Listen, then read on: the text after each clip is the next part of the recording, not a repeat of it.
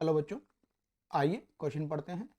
PV diagram of A diatomic gas is straight line passing through origin. The molar heat capacity of the gas in the process will be. देखिए, हमें बोला गया है PV diagram, तो ये we है volume axis और ये प्रेशर एक्सिस। तो पीवी जो डायग्राम है यानी पीवी ग्राफ है वो दिया गया है straight line. That means P is directly to V, ये हमें गिवन है। अब पूछा क्या गया है, मोलर हीट कैपेसिटी हमें बतानी है। ये चार ऑप्शन है, इनमें से अगर P डायरेक्टली टू V है तो मैं इसको ऐसे लिख सकता हूं, P V की power -1 is equal to constant.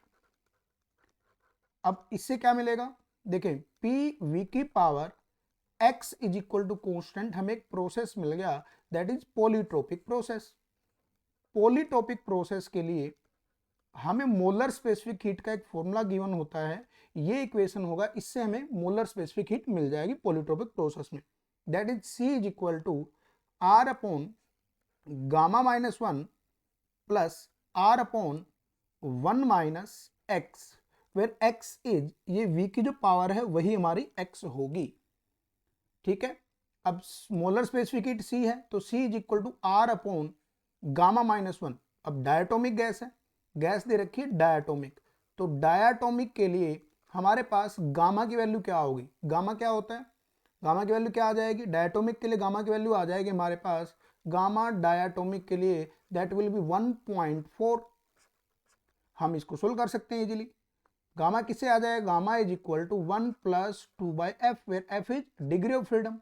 इससे सोल्व कर सकते हैं इसको, गामा आ जाएगा 1.4। तो r upon 1.4 - 1 plus r upon 1 minus, अब ये -1 x की वैल्यू तो माइनस माइनस ये क्या हो जाएगा प्लस। अब इसको सोल्व करेंगे तो c इज इक्वल टू, ये देखें जब इसको सोल्व कर लेंगे it will be 5r/2 plus r/2, that means 5r/2 2.5r plus 0.5r, that is 3r।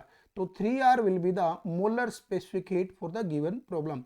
तो C will be our answer for the given question. Hope आपको समझ में आया होगा। All the best.